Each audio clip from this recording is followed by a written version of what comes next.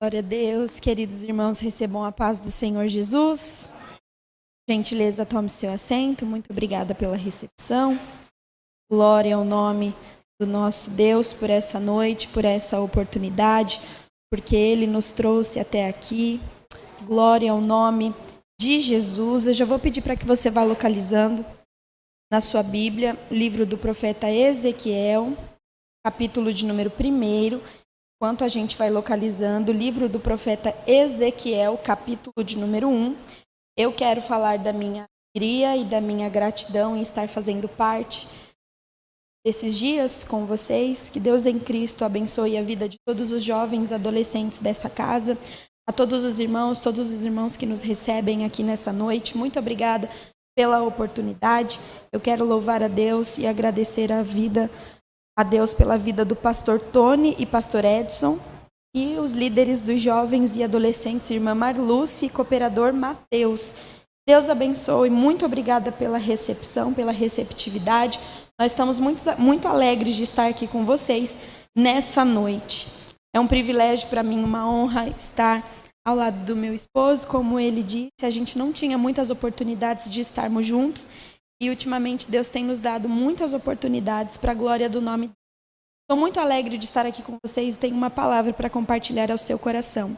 Você que encontrou o livro do profeta Ezequiel, capítulo de número 1, pode dizer amém?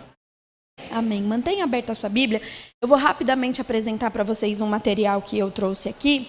Esse livro é o melhor livro que eu já li na minha vida e eu preciso necessariamente fazer essa propaganda porque foi eu que escrevi. Então, eu preciso fazer esse tipo de propaganda. O melhor livro que eu já li na minha vida. De fato, esse livro é um presente para o meu coração. Esse livro conta um dos períodos mais difíceis que eu atravessei na minha vida. E eu conto a minha história em formato devocional, aplicando algumas lições que o Senhor me ensinou durante o meu processo. Para quem não sabe, eu acredito que a maioria das pessoas que estão aqui não sabem. Eu, no ano de 2021, em maio, sofri um acidente. Esse acidente quase me desenganou. Eu cheguei no hospital com a vértebra L1 da coluna completamente esfarelada. Passei por uma cirurgia de aproximadamente 11 horas. Eu precisava restituir a minha coluna. Eu ganhei de presente nessa cirurgia uma prótese na coluna, 2 placas, 8 parafusos. E durante as 11 horas, quase 11 horas de cirurgia, todas as notícias ou todas as palavras que os médicos e enfermeiros do plantão naquele dia diziam para minha família a gente não pode alegar nada, a gente não pode dizer nada, a gente não pode dar certeza nenhuma, porque a gente só vai saber o estado da Isabela quando ela sair de lá.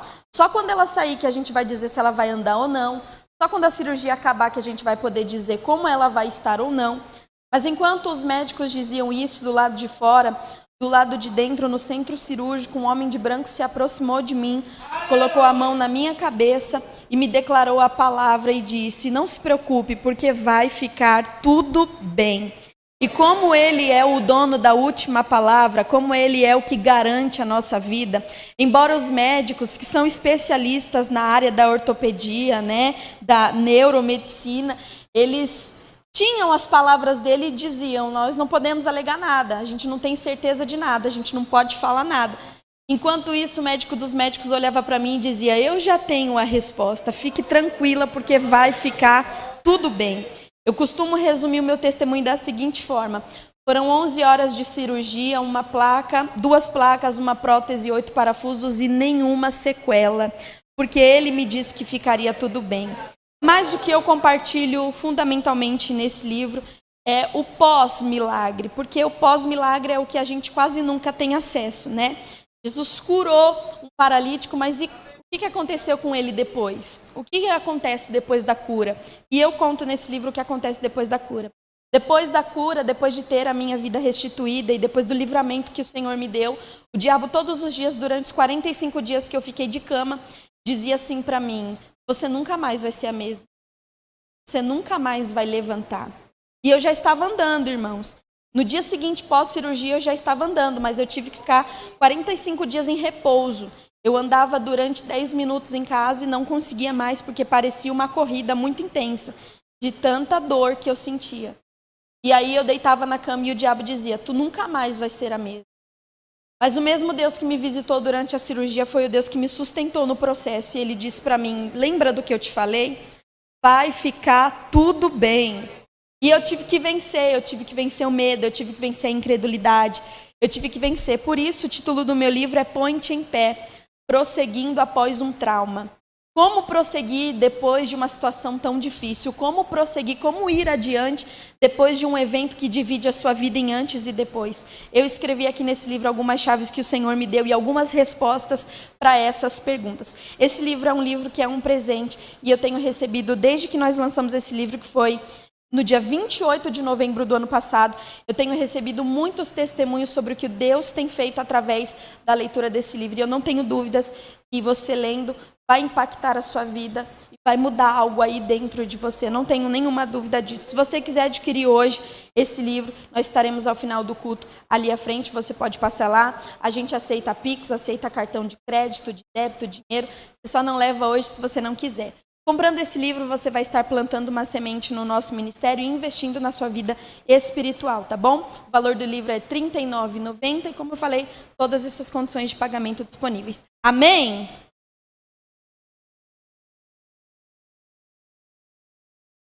Glória ao nome de Jesus. Esse texto que nós vamos ler, capítulo de número 1, vamos ler só o verso de número 1. Esse texto foi um dos textos que deu base para eu escrever esse livro e você vai entender um pouco por quê. Depois por quê. Eu fico um pouco resistente para pregar esse texto, porque Deus me deu toda uma mensagem, né, ou o início de uma mensagem, e eu coloquei no livro. Só que hoje o Senhor foi muito específico comigo e Ele mandou eu pregar esse texto e eu vou obedecê-lo. Capítulo de número 1, verso de número 1.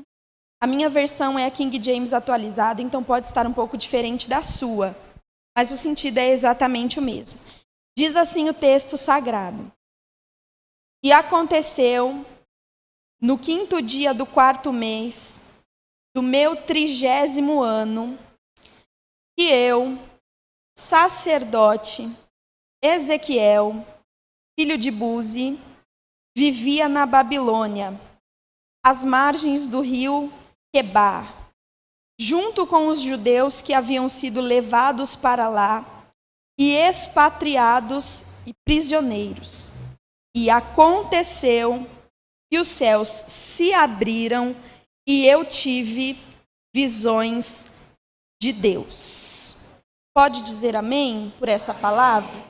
Glória ao nome de Jesus. Mantenha a sua Bíblia aberta. Nós vamos meditar nesse texto. Antes da gente adentrar, coloca a sua Bíblia aberta mesmo, no seu colo ou aí no banco. Pega na mão de alguém que está aí pertinho de você. Pega na mão dele, pega na mão dela. E declara uma palavra que dará rumo profético a essa noite. Sobre tudo aquilo que nós já ouvimos Deus falar nessa casa. Declare para ele ou para ela uma palavra dizendo assim: Deus não se esqueceu de nada. Para o ensaio ficou muito bom, mas você está sendo profeta para a vida de alguém. Você não sabe o estado, a condição emocional, espiritual, psicológica que essa pessoa entrou aqui. Então declara para ela essa palavra dizendo: Deus não se esqueceu de nada. Deus não se esqueceu de nada, nem do que te falou, nem do que te prometeu, nem do que você falou para ele. Deus não se esqueceu de nada. Pode soltar a mão dela. Vamos ao texto sagrado. O livro de Ezequiel não está em ordem cronológica. Ou seja, os fatos desse livro não estão escritos na ordem em que aconteceram, mas estão escritos em uma ordem que dará sentido à história de Ezequiel. Quando a gente lê aqui capítulo 1, verso 1, a gente pensa, foi a primeira vez que Deus falou com Ezequiel. Foi a primeira vez que Deus visitou Ezequiel. Foi a primeira vez que Ezequiel ouviu a voz de Deus. Mas não. No capítulo 8, nós vamos observar que quando Ezequiel estava ainda na Babilônia, Deus já havia falado com ele. E o que Deus disse para Ezequiel? Quando Deus visitou Ezequiel, Deus falou para ele: filho do homem, põe-te em pé e eu falarei contigo. Em um cenário muito difícil, em um cenário muito denso, porque a história vai contar para nós que este tempo em que Ezequiel está vivendo é o tempo do cativeiro na Babilônia. Mas retornando aqui para o versículo de número 1, no capítulo de número 1, a gente logo pensa que foi a primeira vez que Deus falou com Ezequiel, porque parece o momento em que Deus está chamando Ezequiel, né? Ele vai dizer que estando às margens do rio Quebar, os céus se abriram e ele teve visões de Deus. Parece a primeira manifestação de Deus para com ele. Mas como eu já disse, não foi a primeira vez que Deus falou ou se manifestou a Ezequiel. Está registrado no capítulo 1 e no verso 1, porque é a hora ou é o momento em que o ministério profético de Ezequiel se inicia. Então veja, não é a primeira vez que Deus está falando com ele, mas é o momento em que o ministério profético dele vai se iniciar. Não é a primeira vez que Deus está falando com ele, mas é o momento que Deus vai virar a chave e vai dizer: agora você vai viver o que eu quero que você viva. Não é a primeira vez que Deus está falando com ele, mas é o momento que Deus está dizendo: tua vida vai mudar daqui para frente, tudo vai ser diferente. Só que o contexto da vida de Ezequiel é um contexto muito difícil. Como eu disse, ele está vivendo o tempo do cativeiro, o cativeiro na Babilônia. Se você perguntar ainda hoje, nos dias atuais, para um judeu, qual foi o momento mais difícil da história do povo judeu, da história do povo de Deus? Obviamente ele vai dizer que foi o Holocausto. Mas se você perguntar, houve um outro momento parecido ou semelhante a esse? Ele vai dizer, houve. Na nossa história houve um momento muito triste, e este momento foi o momento do cativeiro na Babilônia. O cativeiro na Babilônia aconteceu por alguns motivos, dentre eles a desobediência do povo em fazer o que Deus mandou não fazer. Deus mandou eles trabalharem 6 anos e no 7º descansar. Eles trabalhavam o tempo inteiro sem parar para descansar. Deus mandou o povo ficar ou permanecer na presença dele. O povo todas as vezes vivia em uma gangorra espiritual. Uma hora era muito crente, outra hora não era mais. Uma hora queria Deus, outra hora não queria mais. Uma hora queria tudo de Deus, outra hora se voltava aos ídolos. E essas coisas foram se acumulando. E claro, Deus enviou os seus profetas. Deus enviou os seus homens, aqueles que representavam a Deus, que falavam em nome dele, para dizer ao povo: voltem-se para a presença de Deus, voltem-se para o centro da vontade de Deus, voltem-se para lá, não fujam, não saiam da vontade de Deus, do centro da vontade de Deus. Mas o povo desobedecia, o povo não dava ouvidos aos profetas. Um dos profetas pioneiros que vai profetizar acerca deste tempo em que o povo vive de desobediência é o profeta Jeremias. O profeta Jeremias era o tipo de profeta que não profetiza ou não prega o que ele quer, prega o que Deus manda. Tanto que Jeremias pregava contra o povo, dizia que a ira de Deus ia descer, dizia que o cativeiro estava preparado, dizia que Deus ia amassar o povo como amassa um vaso que está sendo moldado para um barro que está sendo moldado para ser um vaso. Só que quando Jeremias estava sozinho, ele dizia assim: Deus, para de mandar eu pregar essas coisas, eu não quero ficar falando isso. Quando eu falo isso, as pessoas me escarnecem. Quando eu falo isso, me chamam de louco, de mentiroso. Quando eu falo essas coisas, Senhor, ninguém aceita. Deus, eu não quero mais falar sobre isso. Mas Jeremias é o típico exemplo do profeta verdadeiro. Ele não fala o que ele quer, ele fala o que Deus manda. Ele não fala o que o povo quer ouvir ou que agrada os ouvidos do povo. Ele fala o que Deus manda.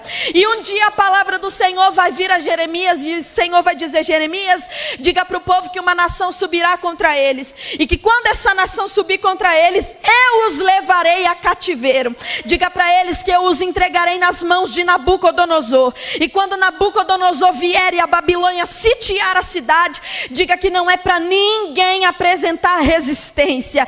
Diga que não é para ninguém resistir ao que eu vou fazer. No ano 605 a.C., Nabucodonosor vai sitiar Jerusalém, vai sitiar Judá, vai invadir, os muros serão derrubados, as portas serão queimadas, o povo povo que vai resistir vai ser morto ao fio da espada, e ele vai levar a cativeiro os príncipes do povo. Lembra de Daniel e seus amigos? Eles são os primeiros a ser levados. Os jovens fortes, os jovens sábios, os jovens que tinham facilidade de aprender, são os primeiros que são levados a cativeiro. Mas o cativeiro vai acontecer em outras 2 invasões além dessa, totalizando 3. Ano 605, a primeira invasão. Ano 598, a segunda invasão. Ano 587, a última invasão, que vai destruir a cidade, que vai derrubar o templo do Senhor. Eles vão destruir tudo, vão arrasar com tudo. E nessa última invasão, Ezequiel vai para a Babilônia. Quando ele chega na Babilônia, dentro da Babilônia não existe mais espaço para que esse povo, essa última leva, more. Então eles são acomodados do lado de fora dos muros da Babilônia, em frente a um rio, que é o rio Quebar. Eles vão ficar em frente a esse rio e serão acomodados em frente a esse rio e vão morar em frente a esse rio. A Bíblia vai dizer para nós que Ezequiel vai com aproximadamente, a história vai dizer que ele vai com aproximadamente 25 anos de idade para o cativeiro.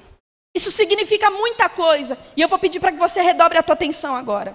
Isso significa muita coisa, porque Ezequiel é de linhagem sacerdotal.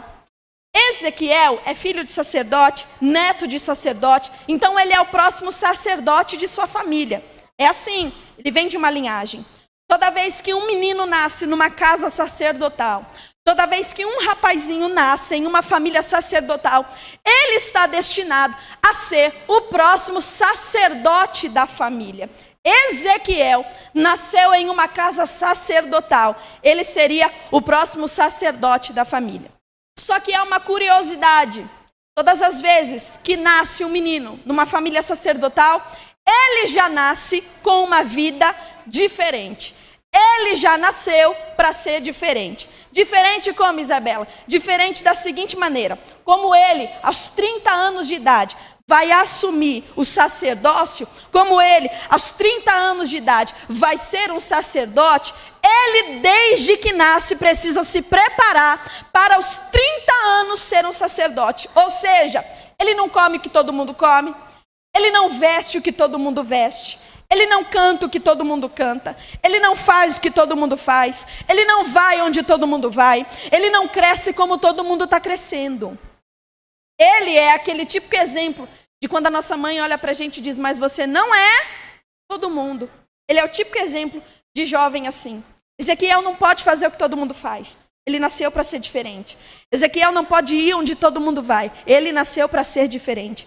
Ezequiel não pode se moldar aos padrões de seu tempo, porque ele nasceu para ser diferente. Ele nasceu com um chamado diferente. Ele nasceu para ter uma vida diferente. Ele nasceu para ser diferente. É por isso que ele não pode se comportar como todo mundo se comporta.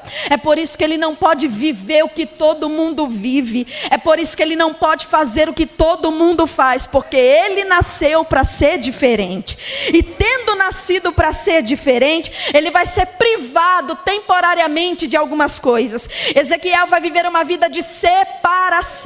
Ele não vai poder cortar o cabelo como todos os seus amigos cortam. Ele não vai poder usar o mesmo tipo de roupa que os seus amigos usam. Ele não vai nem poder comer o que todo mundo come, porque ele nasceu para ser diferente. Ele nasceu para ser alguém totalmente diferente. Então ele é um separado. Ele é alguém que está separado para uma grande obra. Ezequiel, você será o próximo sacerdote da nossa casa.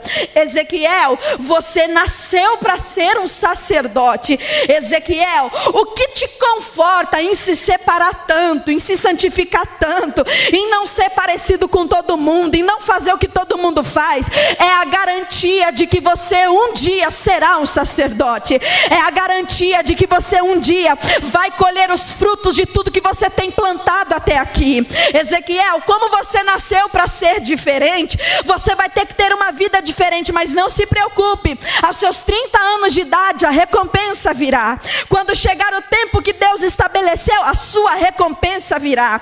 Por se separar tanto, por se santificar tanto, por não fazer o que todo mundo faz, por não ir onde todo mundo vai, um dia você será recompensado por tudo isso. Um dia, Ezequiel, você receberá a colheita de tudo isso. Só que agora ele tem 25 anos de idade, ele está vendo o templo ser derrubado, o ofício sacerdotal sendo extinto. O que será dele então?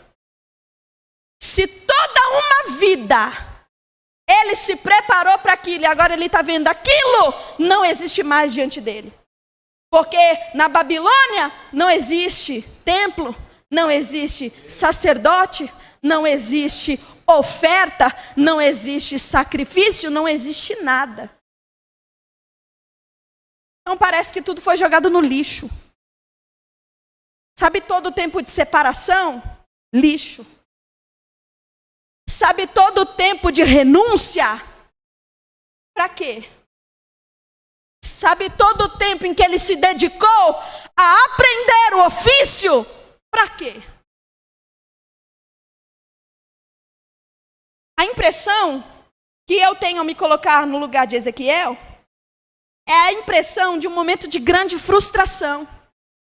Porque parece que tudo que foi investido até aqui não valeu de nada.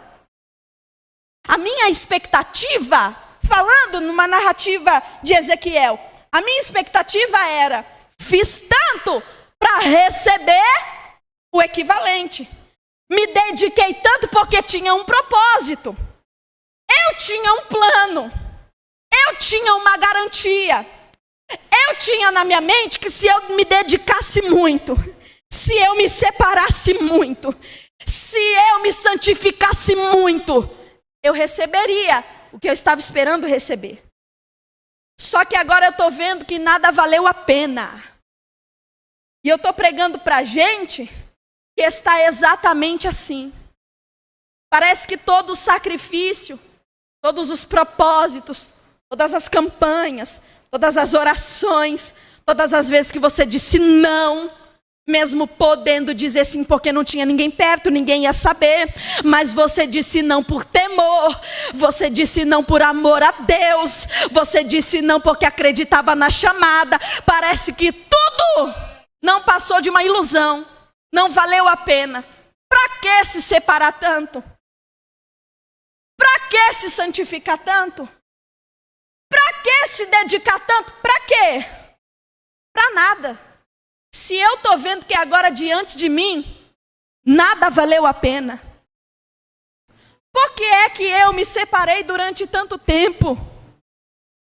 Por que é que eu me dediquei a esse projeto durante tanto tempo?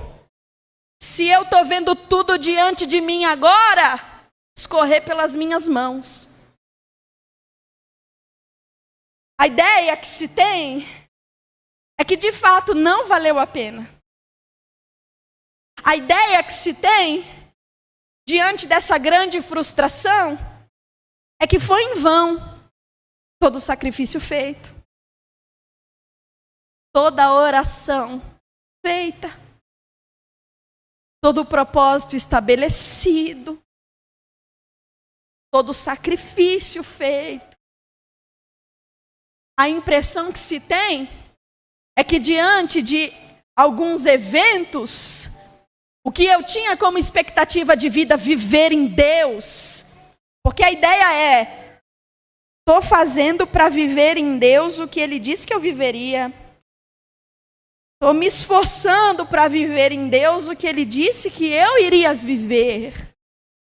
Estou me esforçando porque eu sei que quando chegar o tempo, Ele vai me recompensar. Estou me esforçando porque quando chegar o tempo determinado, eu vou colher os frutos de toda essa plantação que eu estou fazendo. Só que agora a frustração é tanta que rouba do coração a expectativa de viver o plano de Deus, de viver a rota que foi traçada durante uma vida inteira. Eu sei que eu estou pregando aqui para a gente que está exatamente assim. Você está vendo entrar ano e sair ano e nada do que você projetou acontecer. Porque no ano retrasado você disse, não, esse ano vai ser o meu ano. Aí passou 2022 e você está achando que nada aconteceu. Você está dizendo, Deus, estou na mesma. Deus, não aconteceu nada. Deus, cadê a porta que o Senhor falou que ia abrir? Deus, cadê o que o Senhor disse que ia fazer? Senhor, estou na mesma, estou estagnado, estou parado, não saio do lugar. A sensação que se tem diante da frustração é essa. A sensação que se tem é, para que investir tanto? Para que fazer tanto? Para que se dedicar tanto? Para que ser tão crente? Para que investir tanto no reino de Deus? Para que orar tanto? Para que ler tanto a Bíblia? Para que estar numa quinta-feira à noite na igreja? Para quê? Para quê? Se eu estou vendo frustração atrás de frustração. Para quê, Senhor, fazer tanto? Se eu estou vendo que diante de mim nada mais vai mudar. Para quê? Porque o cativeiro faz isso com a gente. O cativeiro condiciona nossa mente a pensar como eles pensam. Porque no cativeiro é desse jeito que eles pensam. Eles quem? Quem levou o povo a cativeiro? Os babilônios pensam da seguinte forma: Deus esqueceu vocês. Deus abandonou vocês. Todo mundo está no plano de Deus, menos você. Todo mundo vai receber a bênção de Deus, você não. Aí o cativeiro faz a gente fazer isso. Condiciona a nossa mente a pensar assim: Deus me esqueceu mesmo. Deus não tem mais nada comigo, não. Eu acho que Deus não vai mais fazer o que Ele disse que faria, não. Eu acho que aquelas promessas lá, e o profeta estava na carne, não era coisa de Deus, não. Porque o cativeiro condiciona a nossa mente a pensar exatamente assim: Deus me deixou, Deus me esqueceu, Deus me abandonou. Todo mundo é abençoado menos eu, todo mundo recebe menos eu, todo mundo se alegra menos eu, todo mundo vive algo diferente menos eu. Senhor, o que eu preciso mudar para receber? O que eu preciso mudar, Senhor, para viver o teu plano? Senhor, o que está acontecendo? Por que o Senhor deixou eu investir tanto se o Senhor sabia que eu não ia colher nada?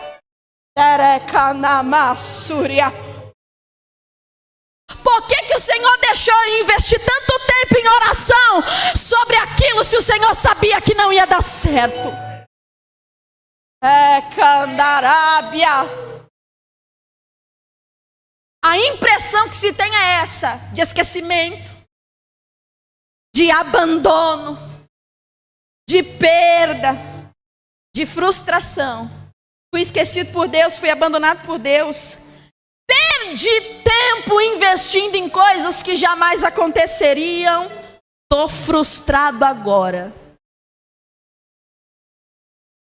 Só que eu quero que você recorde de uma coisa. O texto não está em ordem cronológica. Nós vamos ver a manifestação de Deus aqui no capítulo de número 1.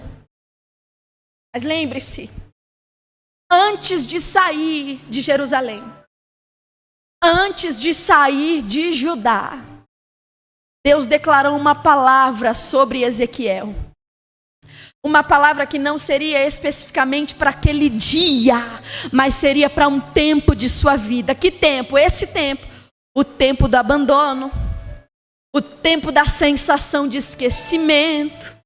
O tempo da sensação de perda. O tempo da frustração. Lembra do que Deus disse para ele? Filho do homem, põe-te em pé. E eu falarei contigo. Você precisa entender qual é o contexto aplicado aqui. O contexto é o seguinte: Babilônia, cativeiro, margens do rio Quebar. Deixa eu te explicar qual era a visão de Ezequiel naquele momento. A visão dele era o que estava acontecendo e é descrito pelo salmista no Salmo de número 137. Quando o salmista vai dizer assim: às margens dos rios da Babilônia, nos assentávamos e chorávamos lembrando-nos de Sião. E os nossos opressores diziam para nós: cantem para nós um cântico ao Senhor. Mas não se engane, eles não diziam isso para eles com a intenção de ouvir um cântico bonito. Eles diziam assim: canta, porque lá você cantava. Quero ver cantar aqui. Canta, porque lá você cantava bonito. Canta agora, eu quero ver. Está na Babilônia, não canta mais. Quem está na Babilônia não abre a boca para louvar mais. Quem está na Babilônia não tem fôlego para adorar mais. Aí sabe o que o salmista vai dizer? E nós pendurávamos as nossas harpas nos salgueiros. Diziam: nós não podemos cantar, nós não podemos adorar, nós não podemos bem dizer. Essa é a realidade do lugar onde Ezequiel está. Harpa no salgueiro, sinal de desistência. Harpa no salgueiro é gente dizendo assim: eu não canto mais, eu não faço mais, porque não vale a pena. Não vale a pena investir tanto, não vale a pena se dedicar tanto, não vale a pena. Mas o mesmo salmista que disse: nós penduramos as harpas dos salgueiros, também vai dizer: ah, Jerusalém, que a minha mão se atrofie se eu me esquecer de ti. Ah, Jerusalém, Requiandarábia. Existem duas saídas para quem está no cativeiro. A primeira é simples: pendura a harpa no salgueiro, entrega o instrumento de adoração, entrega o instrumento de devoção a Deus, entrega os pontos, deixa rolar, deixa ver o que vai dar. Tem essa opção, mas existe uma segunda vertente, uma segunda opção. A opção é se colocar de pé em meio ao cativeiro. A opção, e a melhor opção, é colocar-se de pé em meio a escombros. A opção é reagir diante da frustração, dizendo: ei, sabe o que Davi disse uma vez? Ele ministrou para a sua própria alma. Ele disse assim: que perturbação é essa que eu estou sentindo? Que angústia é essa que eu estou sentindo? Porque você está abatido, a minha alma, e porque se perturba dentro de mim. Espera em Deus, espera em Deus, eu ainda o louvarei. Eu não sou controlado por minhas emoções, eu sou controlado pela certeza de que Deus está acima de tudo, de que Deus está acima de tudo, de que Deus governa a minha vida e tem o controle de tudo. Ei, camandarábias. Quem é dominado pela emoção geralmente vai pendurar a harpa. E não é que seja fácil pendurar a harpa, é difícil, é doloroso também. Mas para quem é controlado pela emoção é a melhor saída. Tem que fazer. Deixa rolar. Vamos ver até quando dura. Vamos ver o que acontece. Vamos ver. Vamos ver. Só que o profeta Ezequiel, ele recebeu uma palavra. Uma palavra. Como é que você está recebendo aqui agora? Uma palavra. Para reagir.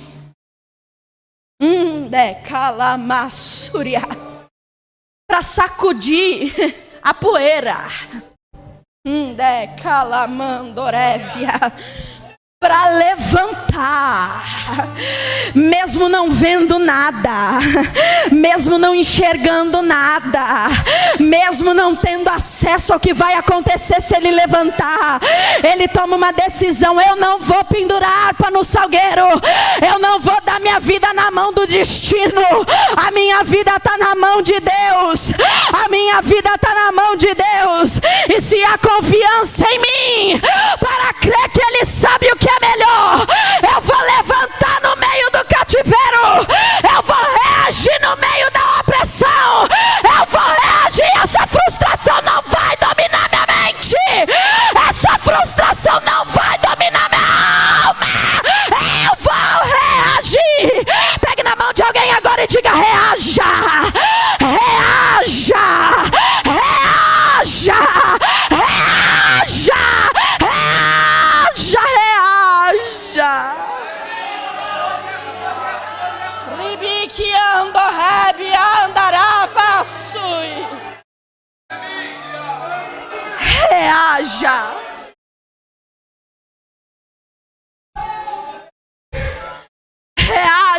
Porque Deus não esqueceu de nada. E agora você vai entender porque nós começamos a mensagem desse jeito. Deus não esqueceu de nada. Ele sabe, Ezequiel, o quanto você se preparou. Ele sabe o quanto você se separou. Ele sabe o quanto você se dedicou. Ele não vai deixar chegar o tempo e você ficar frustrado. Ele não vai deixar chegar o tempo e você ficar como um bobo dizendo: Deus, não valeu a pena. O texto vai dizer: aconteceu no 5º dia do 4º mês do meu 30º ano. O que é isso, Isabela? 30 anos, a idade sacerdotal. Seria o dia em que Ezequiel iria balançar o incenso pela primeira vez, entrar na presença de Deus e interceder pelo povo. Mas Deus estava dizendo para ele: ei, você pensou que seria o homem que traria o povo a mim? Não, eu te farei o homem que me leva até o povo. Você vai ser a minha boca no meio deles. Você vai falar e tudo que você disser vai cumprir. Riquiando rabachecamas.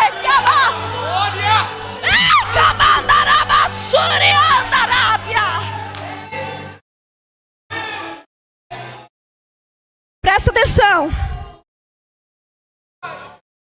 Ele se preparou a vida inteira, foi para os 30 anos, a idade determinada, ele viver o tempo do sacerdócio. Só que ele está em um lugar onde não tem templo.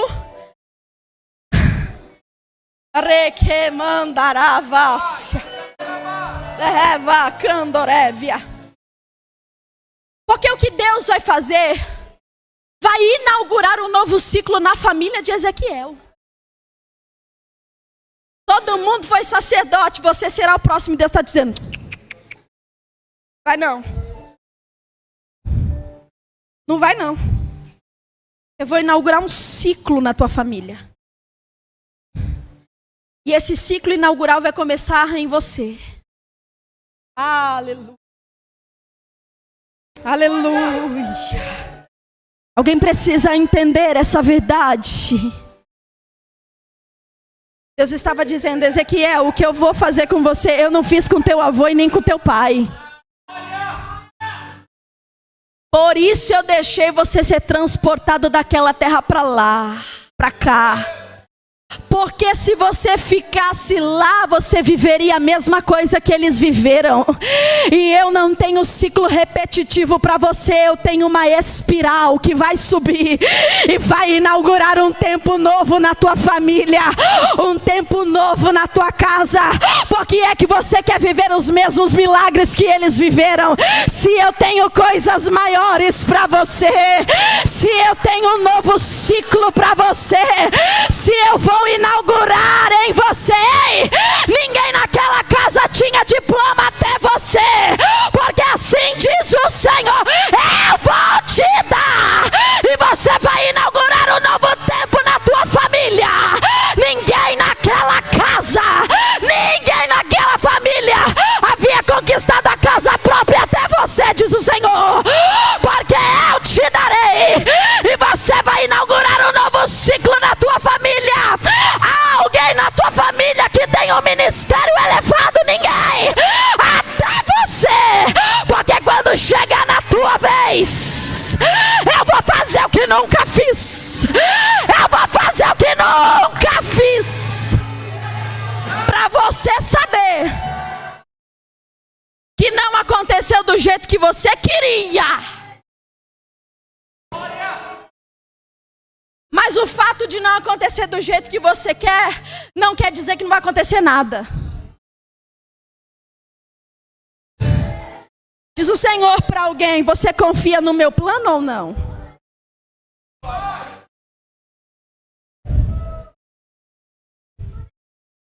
Você confia no meu plano ou não? Você confia no meu jeito ou não? Porque se você confiar no meu plano,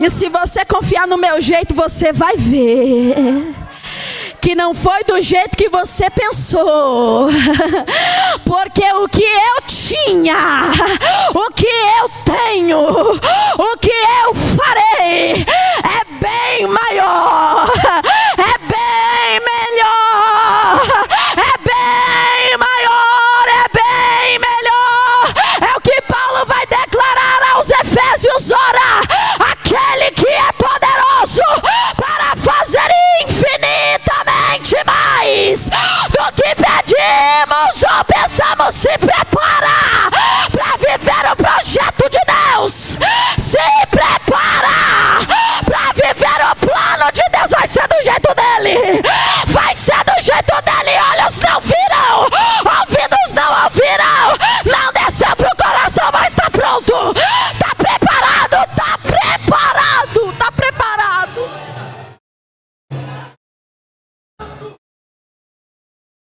Ô Ezequiel, você acha que eu ia deixar chegar o tempo e você morrer?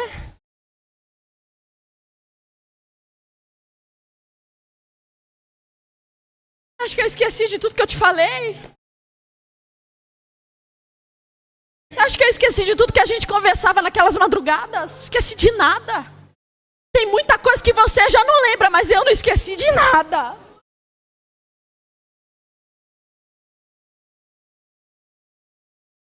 Que o tempo está determinado, você já sabe.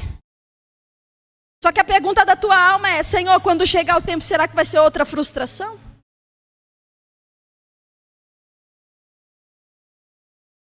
Será que quando eu romper, me levantar e reagir, eu serei decepcionado outra vez? Sabe o que o Senhor está dizendo? Por mim, você nunca foi decepcionado. Você foi decepcionado pelas expectativas que você mesmo criou acerca de um plano pequeno. Nossa. Você se frustrou porque planejou e o plano era pequeno demais. Recusei teu plano.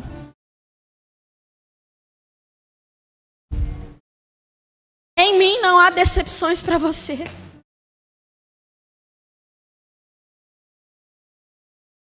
Eu falava hoje com o Senhor e Ele dizia assim a mim: existem muitas formas de você falhar comigo, mas não existe nenhuma forma de eu falhar com você. Aleluia. Ezequiel, você acha mesmo que o tempo ia chegar e eu ia te deixar de cara pro alto? Você reagiu, meu filho. Você levantou. Você se posicionou. Agora conte aí nesse livro o que eu fiz. Alguns historiadores mais céticos vão dizer que Ezequiel era um profeta esquizofrênico. Porque Ezequiel geralmente via coisas que ninguém via. Presenciava coisas que ninguém presenciava. Ele estava no mesmo lugar que todo mundo e só ele via as coisas que Deus mostrava. Aí dizem assim: é louco. Não é louco não, é posicionado. Não é louco não, é que ele reagiu. Vocês penduraram harpa no salgueiro. O texto vai dizer que ele estava junto com os cativos. No mesmo lugar. No lugar que ele não queria ir. Mas que o propósito de Deus o enviou. E ele vai dizer assim: e aconteceu. Sobre a minha cabeça, os céus se abriram. Ah, não. É muita profecia para pouco glória. Meu Deus. Olha a dimensão disso. Sobre a minha cabeça, os céus se abriram. Você já viu o céu abrir e nada acontecer? Você já viu alguma vez que o céu abriu e as coisas ficaram do mesmo jeito?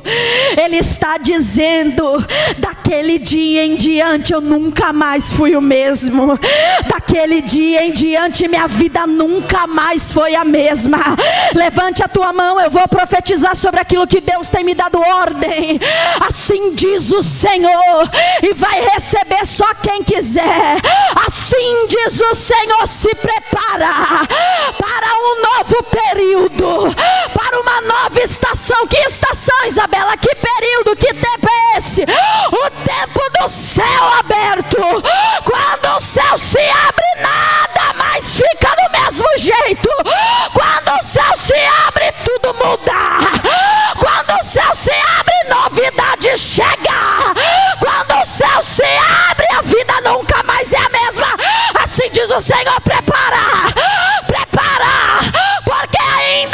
Este ano rasgarei o céu sobre a sua cabeça. Rasgarei o céu sobre a sua casa. Abrirei o céu.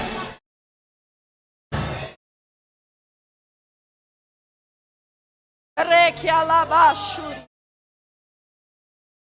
Remando cavassúria. Deus não se esqueceu de nada. Vou repetir, Deus não se esqueceu de nada. Deus não se esqueceu de nada. Nenhuma oração foi pro lixo. Nenhum propósito foi pro lixo. Nenhum pedido foi pro lixo. Deus não se esqueceu de nada. Deus não se esqueceu de nada. Deus não esqueceu de você. Ele não esqueceu da tua casa. Ele não esqueceu do propósito. Deus não se esqueceu de nada. Eu encerro. Eu encerro.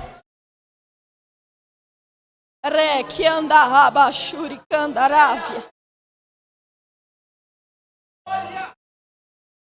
Ele mandou cavassúria. Emandaraba suri daravaste candarai. O Senhor está dizendo a mim: Isabela, manda o meu povo trazer a memória. Manda o meu povo trazer a memória as coisas que falou comigo. Manda o meu povo trazer a memória as coisas que tem pedido a mim. Manda o meu povo, eu vou começar a fazer gente lembrar de coisas que não lembrava. Orações que você fez e havia se esquecido. Deus está dizendo: eu vou trazer de volta a tua memória. Só para você saber que eu não esqueci que está de pé. Está de pé. Está de pé. Aquele sim que eu te dei está de pé. Não aconteceu ainda porque estava no teu plano.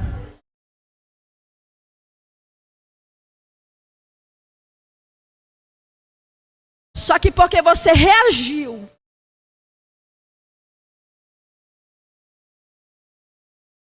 Oh, aleluia. C.S. Lewis tem uma frase em um livro que se chama Como Orar, que tem me impactado muito por esses dias. Ele diz assim: Deus pode tudo. Deus sabe de tudo. Deus está acima de nós, dentro de nós, abaixo de nós e ao nosso redor.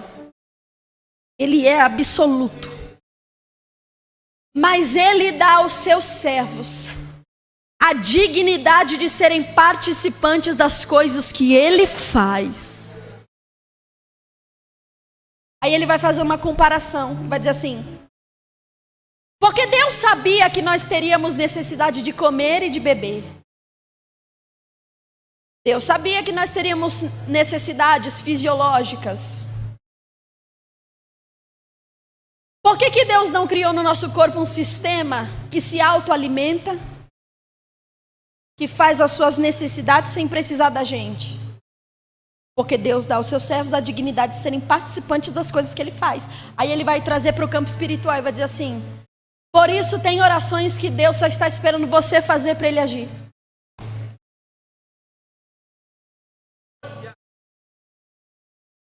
Por isso que Deus só está esperando uma posição sua para Ele fazer o que Ele já determinou que faria. Mas Ele está te dando a oportunidade de ser digno de participar do que Ele faz. Então esse negócio de vou ver no que vai dar, se Deus quiser Ele faz, é balela. Deus tem nos dado a oportunidade de participar, porque eventos como esses, céus abertos, coisas que Deus faz, manifestações gloriosas, só Ele faz, só Ele produz, só Ele tem, só Ele pode, só Ele. Mas e se eu te disser que Deus está esperando você falar para Ele fazer? E se eu te disser que Deus está esperando você se posicionar para Ele levantar e dizer: então eu vou fazer? Não porque a tua posição ou a tua oração pressiona a Deus, de maneira nenhuma. Não porque se você levantar e dizer, Deus, vai acontecer, tem que acontecer, isso vai fazer com que Deus faça alguma coisa. De maneira nenhuma. Mas o Senhor está dizendo, quer fazer uma parceria comigo?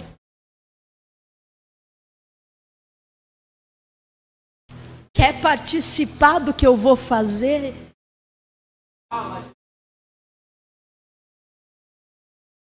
Eu encerro.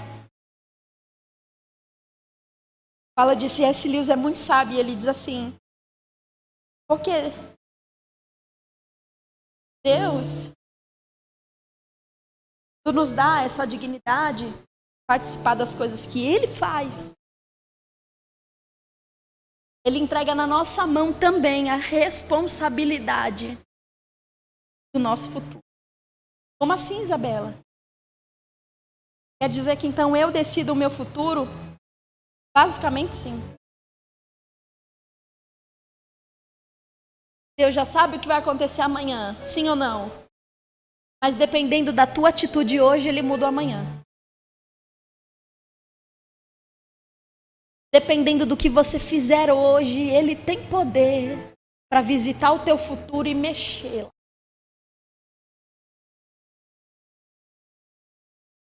Então a palavra de Deus para nós hoje é: põe-te em pé. Reaja. Eu não esqueci de nada. Eu não abandonei você.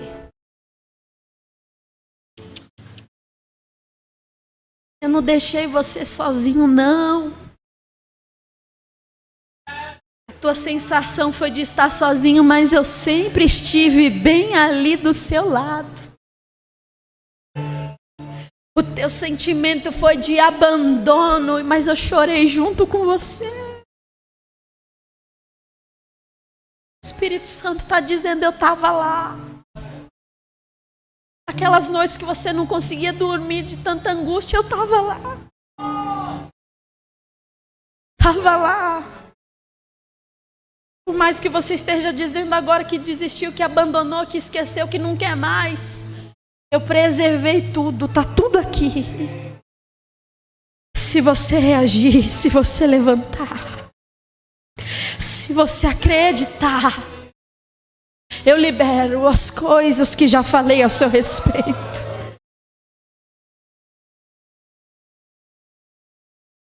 Ezequiel se colocou de pé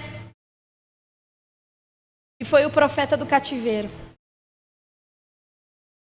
O profeta que profetizou, ou que descreveu uma das visões mais poderosas que nós conhecemos, a visão no Vale dos Ossos Secos. Ezequiel foi o homem que viu o estado espiritual do seu povo, ossos sequíssimos, mas que foi recebendo de Deus coordenadas para dar ordem sobre aquele vale. Foi recebendo de Deus visão para ver o povo que estava dentro de covas se levantar como um exército outra vez. Sabe quem é Ezequiel? É o profeta da esperança. Deus está dizendo, eu permiti que você passasse pelo que passou, porque na tua boca sempre haverão palavras de esperança. Você vai ver, não existe, não faz sentido. Serviço, não faz sentido servir no reino de Deus se você não servir o outro. Jesus veio, pegou as 630 leis do decálogo mosaico e dividiu, resumiu em duas. Amarás o Senhor teu Deus acima de todas as coisas, amarás o teu próximo como a ti mesmo. Então Ezequiel vai entender, eu não estou aqui apenas para balançar o incenso e entregar o holocausto na presença de Deus. Eu estou aqui para encorajar o meu povo e dizer, gente, nós vamos levantar outra vez. Nós vamos levantar outra vez. Deus nos tirará dessa. Deus vai fazer. Sabe o que Deus está dizendo para alguém? Eu encerro aqui para a gente orar. Deus está dizendo, eu te deixei viver todo esse ciclo. Eu te deixei passar por esse medo. Eu te deixei sentir o que você sentiu. desistiu, porque a partir de agora na tua boca verão palavras de esperança. Todas as vezes que alguém chegar para você desacreditado, eu colocarei uma palavra na tua boca e eu falarei com esse alguém através de você. Todas as vezes que você receber alguém na tua vida, sentar na tua mesa e lá na tua casa e dizer: eu não aguento mais, eu não consigo mais, eu não vou mais, você será como Ezequiel no vale dos ossos secos. Ossos secos, assim diz o Senhor: ei, ossos secos, vento dos quatro cantos, sopra sobre a face desse vale, levanta, reage, levanta, reage, porque a tua história não acaba desse jeito, a tua história não acabará assim. Assim diz o Senhor: eu te farei um profeta na tua casa, eu te farei um profeta na tua geração, eu te farei o profeta daquela faculdade, eu te farei o profeta desse cenário. Feche os seus olhos, curve a tua cabeça.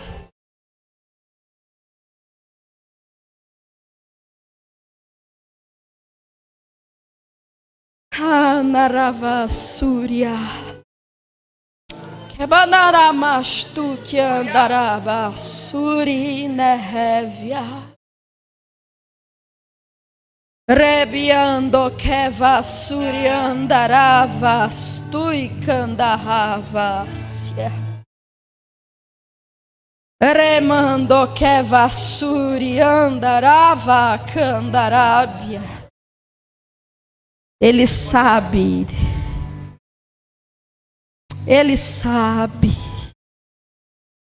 Ele sabe o que está passando aí dentro, Ele sabe como está a sua mente, Ele sabe como você entrou aqui, Ele sabe como tem sido os seus dias, Ele sabe, mas Ele te trouxe aqui, Arai Kandahasu. Ele te trouxe aqui para dizer que não esqueceu de nada, não esqueceu de você, não esqueceu das orações, não esqueceu das conversas, não esqueceu das lágrimas, não esqueceu do propósito, Ele não esqueceu. Mas Ele te convida a se posicionar. Ele te convida a agir. Eu vou além. O Senhor está dizendo para alguém: eu te convido a voltar a orar por isso. Kamandarava Kandoré Mandarabia Subria Reviando Kevanaravasia Rebiando que mandarava Súria. Eu tenho Palai Candorrévia. Eu tenho anotados todos os dias que você orou, que você dobrou o joelho, que você rolou naquela cama dizendo: Deus, eu preciso de ti, eu preciso de uma resposta, eu preciso da tua ajuda, eu preciso da tua paz.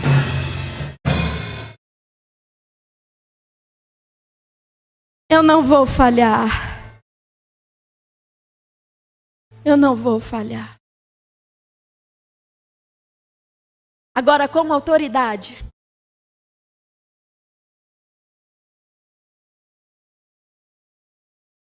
com autoridade você vai bater no ombro dessa pessoa